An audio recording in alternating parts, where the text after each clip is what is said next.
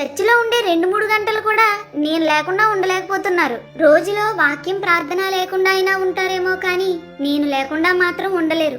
అంత పిచ్చి నేనంటే. నేను అబద్ధాన్ని నేర్పిస్తాను, వేషధారణ అలవాటు చేస్తాను, తప్పులు చూపిస్తాను, చేయిస్తాను, భక్తి నుంచి వెనక్కి లాగి లోకంలో కలిపేస్తాను, నరకానికి పరుగులు పెట్టిస్తాను. నన్ను మితంగా వాడిన వారికి నేను ఉపకారిని, కానీ అతిగా వాడేవారికి మాత్రం అపకారిని. నా ద్వారా దేవుని వాక్యాన్ని విని బలపడిన వారు ఉన్నారు, బలంగా దేవునిలో ఉండి దిగజారిపోయిన వారు ఉన్నారు.